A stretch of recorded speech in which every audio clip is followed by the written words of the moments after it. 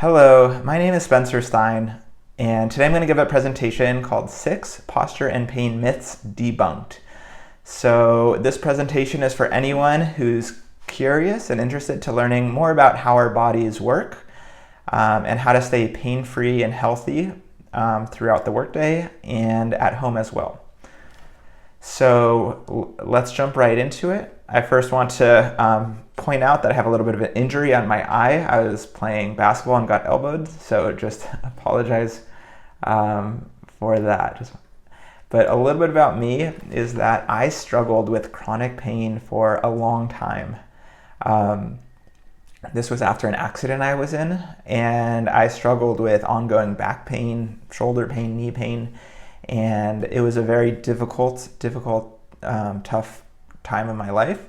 And I had tried a lot of the traditional methods that the doctor recommended, traditional treatments like physical therapy and chiropractic and some, injections for pain. However, nothing really was working for me or getting to the root cause. So during this time period, out of a desperate need to heal myself, I started looking for other approaches and landed on postural therapy as one very effective approach that really changed my life. And so now what I do is I coach people in office settings, in a clinical setting, how to prevent injuries, how to move their bodies correctly, and I provide exercise therapy, personalized therapy for individuals with ongoing chronic pain, whether it's your back, hip, knee, shoulder, or a whole range of other issues that are often related to the musculoskeletal system. And I have several trainings in these modalities, and today we're going to talk about different myths, right? Because a lot of people think that they understand, or there's been a lot of misinformation about how our bodies actually move, how to heal them when we have these types of injuries, and how to prevent musculoskeletal conditions. So let's dive right into understanding more about the problem. So if you have some sort of thing that's been bothering you, whether it's your back or your hip, just know that you are not alone. These issues are extremely common in our society. And in fact, pain affects more people than diabetes, heart disease, and cancer combined. So it's a lot of people, and back pain alone is the leading cause of disability worldwide. So a lot of people are struggling. You're not alone, and a lot of people are looking for answers and can't always find them. So I'm here to provide some valuable information of things that I've learned as a clinician, as a patient, that might be able to guide you. And over 60% of the US workforce, so whether you're at a desk in an office or you're in a manufacturing plant or construction, it doesn't matter your profession, most people are dealing with some sort of discomfort in their bodies. And more solutions are needed, more education. So I'm really glad you've joined this presentation. So let's dive in with the first myth that we're going to debunk, which is about ergonomics. So as long as you have good ergonomics, you are safe and won't have an issue. So a lot of companies pour a lot of money into ergonomic training, ergonomic keyboards, ergonomic desks, etc. And while all of this is super important, extremely needed, extremely effective for preventing issues, it is not the full picture, right? There's more than just ergonomics. So first off, what is ergonomics? Well, it's the studies of people's efficiency in their working environment. It's about optimizing the fact that if someone needs to do a task or needs a job, like they're at a desk, at a computer, or they're lifting boxes, that they're doing it in the most efficient way possible to minimize the strain on their body. So I teach ergonomics. This is one of the services that I provide, both to workplaces and privately. But it's not the full answer, like I just said. It's not going to counteract the 8 hours of sitting or standing or repetitive motions that we have to do in our jobs. So why is that? Well, our bodies just are not designed to sit 8 hours a day. we still live in a hunter and gatherer body. Our bodies have not changed since that era when we had to hunt our own food and build our own shelter, and we were very active, right? But in today's society, we are far more sedentary. We often sit for 8 hours a day. And you may have heard that sitting is the new smoking, right? But the reason is because our bodies are designed for lots of movement, lots of stimulus. We're designed to climb and jump and crawl and walk and jump and twist and swim and all these things that a hunter and gatherer would be doing all day long. Our bodies are expecting that. And when we do those movements, it makes us stronger, right? All these muscles in our bodies get stretched and get strengthened in the right ways just from moving a lot. But in our modern society, where we're often glued to our cell phones or our computers at work, we're a lot more sedentary. So this protective mechanism of our body to strengthen ourselves in all these planes of motion, we're cut off from that. And when we sit too long, certain muscles get weak, certain muscles get tight, and we develop compensation patterns throughout the body that over time add more and more stress to our bodies, and over time create more and more pain and issues. So the best way to counteract that is through posture breaks, right? So we want some form of movement every 30 minutes. I know that's hard to do sometimes if we're focused on a task, but it can really help actually extend our productivity if we get up throughout the day. So what that means is 30 minutes a day of 1 to 2 minutes of movement. That could be jogging in place, that could be jumping jacks, that could be simply walking to get a glass of water.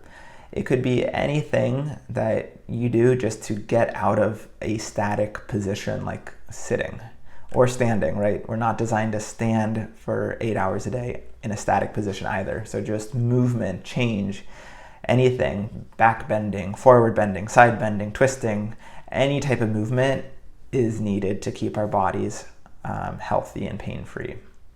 And it's not just our bodies, it's our eyes too, right? We don't want to be glued. It can create a lot of strain on our eyes and lead to headaches and tension in our neck and long-term vision problems if we're too focused with our eyes. So we recommend every 20 minutes to look 20 feet away for at least 20 seconds. That'll help with not just the body, but also the eyes.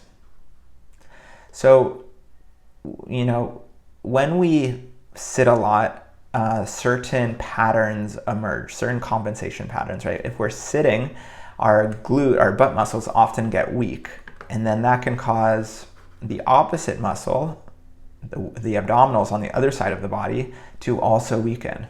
Same thing with our hip flexors. When we're sitting, our hip flexors are in a shortened, flexed position, and that can cause our lumbar spine, our back muscles, to also get tight.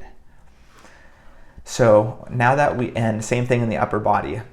The neck gets weak, the lower trap also gets weak, the upper trap gets tight, and the pecs get tight. So these patterns that are well established, we want to specifically address them through our movement breaks. So here's an exercise that I often recommend to clients where you can, that helps with the upper cross, as in the previous photo. So what you do is curl your fingertips, thumbs down, put your fingers on your temple, and you're going to bring your elbows together and bring them back. Elbows together, bring them back.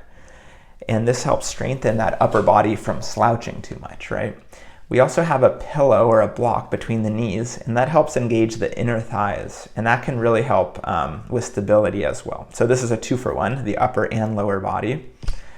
And so we're going to do, usually I recommend 30 reps, but now we're going to do 10. 1, 2, 3, 4, 5, 6, 7, 8, 9, 10. Good. And then next we're going to do standing gluteal contractions. So what you're going to do here is stand up straight and point your toes straight, and you're just going to squeeze. Everyone always laughs when I teach this one. You're going to squeeze your butt muscles together and relax. Squeeze and relax. Squeeze and relax. Imagine squeezing your butt cheeks together, and we're just waking up these weak glute muscles. So I'll wait 5 more seconds for you to finish those. Remember, squeeze and release. Squeeze and release. Good. And I talked earlier about ergonomics, right? So the biggest thing that I like to say is just really avoid anything really awkward, right? The classic ones are when you have your phone here and you're hurting your neck. Another one is when you have your wallet in one side of the pocket, so now your hips are at an unequal angle. They're not symmetrical. Or sometimes when you're at home, work from home, you're on a couch or you're doing kind of weird things. So make sure to have that proper setup. The other common issue I see is with cell phone use. When we look down at our phones, that can put a lot of stress on our necks. So you can, as long as your head and back are straight, you're fine in whatever position you're in.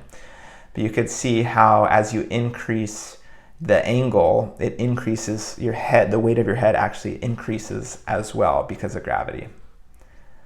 So here's just a few examples of ways to text. You can do it sitting, you can do it in a chair forward, you can do it in all sorts of positions as long as your head, shoulder, hips are in one angle, right? We're not bringing our head forward or rounding too much. These are all good positions to text in.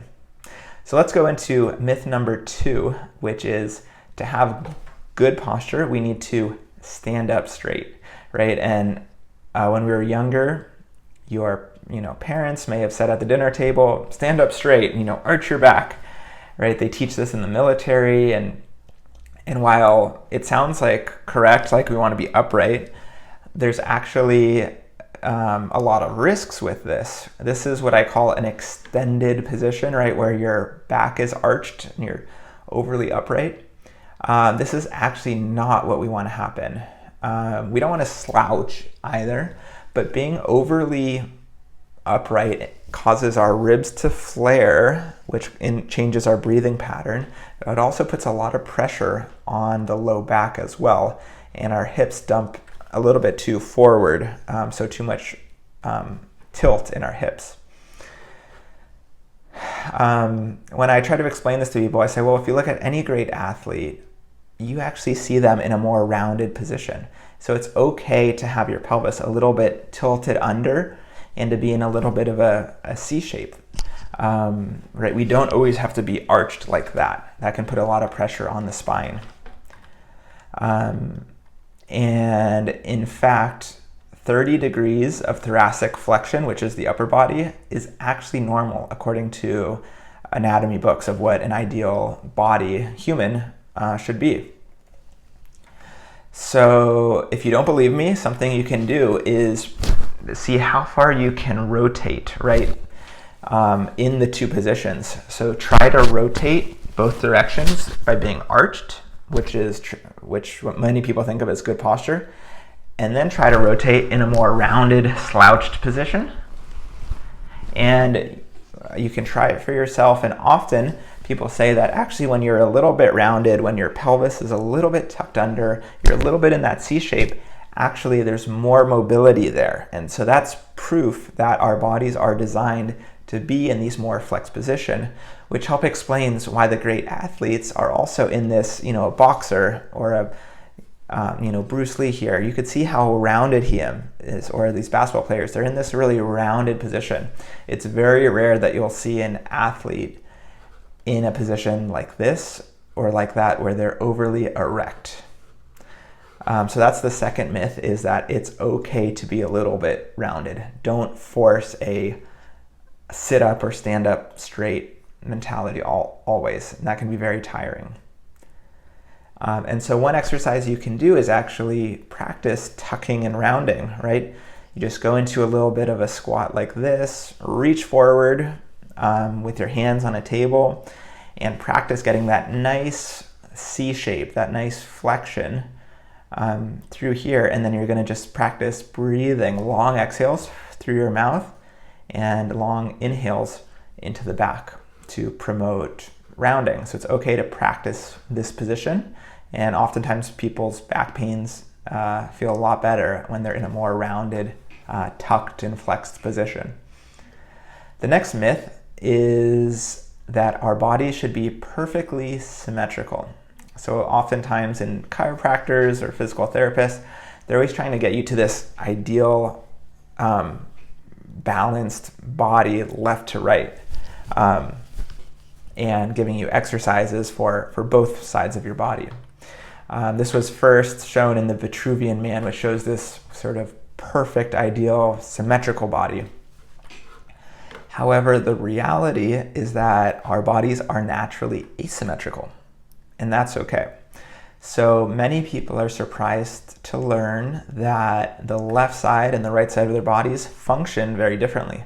So for example, there's 3 lobes of lung on the right and 2 on the left. There's a 3-pound liver only on the right side, and the diaphragm is almost 3 times bigger and stronger than the diaphragm on the left, like in this photo. And we also all know that there's differences left to right in our brain, and we're often right-handed. So what this means is that our bodies have a tendency to adapt and to get out of balance in these very predictable ways. And so sometimes we need to strengthen just the one side of the body to help achieve that balance that we're looking for. The next myth, myth number 4, is that pain is always postural or mechanical. Now, I work with people through physical intervention, through exercises to help strengthen weak muscles, stretch tight muscles, and as a way to solve their pain. However, there's been a lot of research in recent years that the physical injury and structural is not the full picture for why someone might be having pain. There's a lot of research that a lot of it has to do with our psychology, right? Our beliefs about things, right? About our pain, how much fear we have of pain and injury. And oftentimes it's that, when we're in too much fear, it creates this cycle where we avoid injury and we're overprotective, and it can sometimes lead to chronic pain because through a psychological mechanism. Another name for this is the biopsychosocial factors of pain, where a lot of times pain has to do with stress and our environment and past traumas and all these factors beyond just the physical issue that we're dealing with.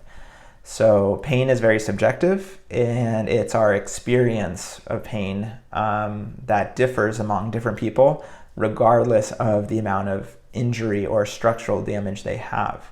So there's actually a interesting questionnaire called the Kiel Startback Screening Toolkit, which can actually predict if an injury is going to turn into a chronic pain condition simply by asking questions about our psychology and our beliefs. For example, when people think that their pain is terrible and is never going to get better, oftentimes it doesn't.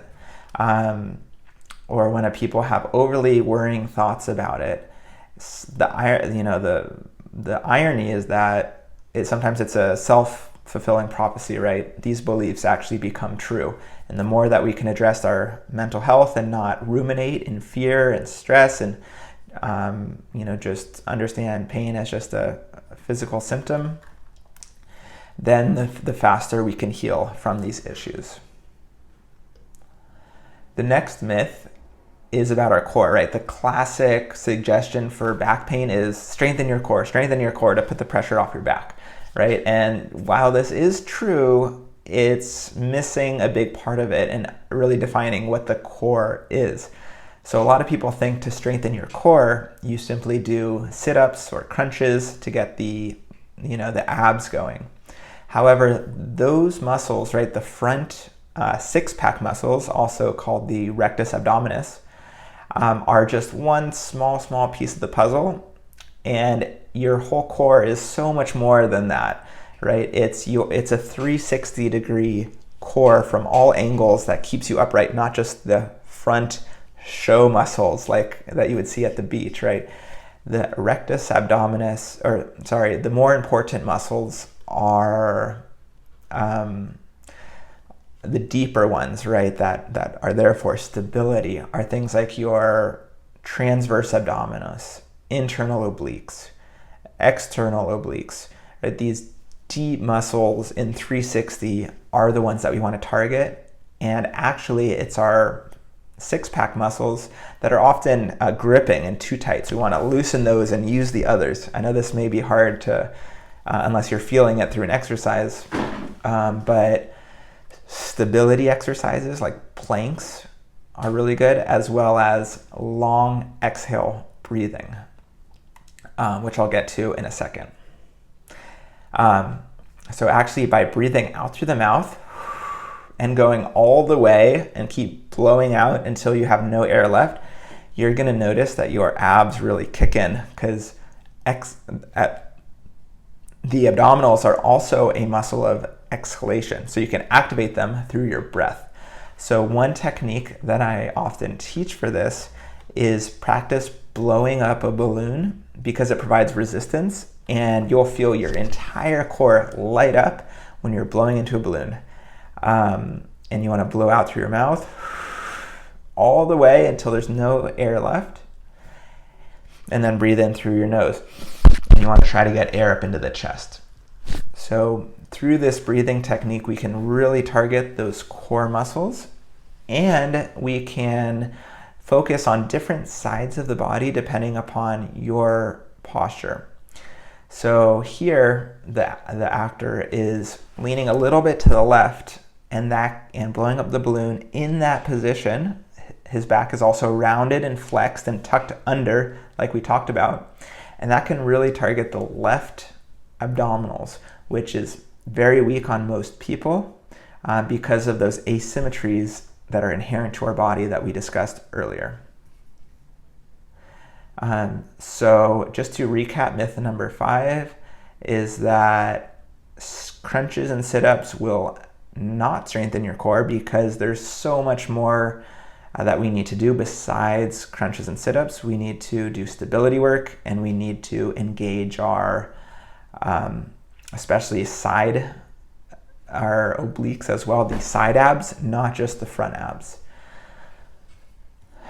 Our last myth, as we finish up the presentation, is that barefoot shoes are more natural and therefore better than other shoes. So this is a big controversial myth in the world of fitness and rehab, is what shoes do I wear to properly support my body?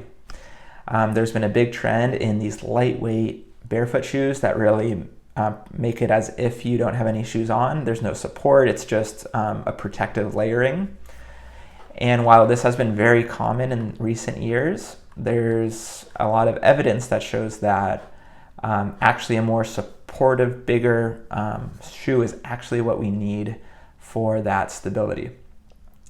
The reason is that our feet have arches in it, and there's a reason for that, because part of the walking gait cycle is to pronate, is to fill in that gap and to supinate on the other side. So, so the idea is that when we're on ground, right, dirt or sand, our feet actually adapt to the ground around us, which is good. And that's why historically, as the hunter and gatherer selves that we are, we didn't need these big shoes with a lot of support. We were able to do it barefoot. However, in modern reality, in our modern world, we have a lot of cement, hardwood floors, concrete that don't allow anything to fill those arches. So that's why we need to use shoes with support in it to artificially create what we used to have while barefoot. So I understand that barefoot shoes are more natural. However, we don't live in a natural world. We live in a very artificial, hard surface world. So that's why we need to create soft shoes with good support in order to provide that needed stimulus to feel those inside of those arches.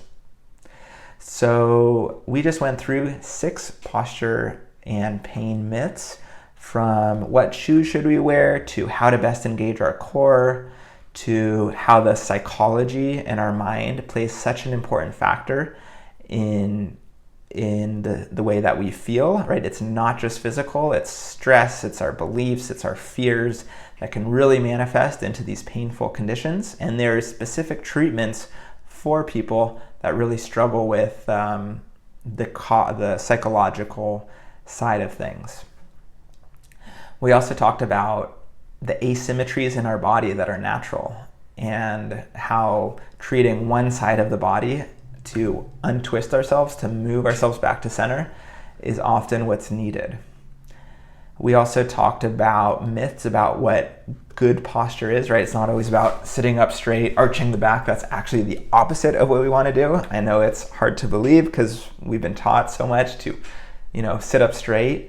But that almost every client I see who has back pain, their back is so arched and there's so much tightness back there. And we really need them to get into a more flexed, rounded, slouched position. And we're going to go back to myth 1, just to recap, that as long as it's not just about ergonomics. We love ergonomics. We always want to have good ergonomics. But unless you move throughout the day, then ergonomics is not enough to keep ourselves healthy and pain-free. If you want to learn more about what I do, you can go to my website at www.stein.clinic, or you can follow me on Instagram at stein.clinic, and you can learn more about my coaching and the free workshops and content that I create to help give you advice and to help you become pain-free. So please reach out and contact me if you have any questions about anything in the presentation. I know some of the things were myths debunked, so obviously some of the items I covered may be a little controversial. So I'm happy to provide research and literature to support any of the things that I've shared today. And if anything's not clear, please reach out to me. Great. Thank you and have a wonderful day.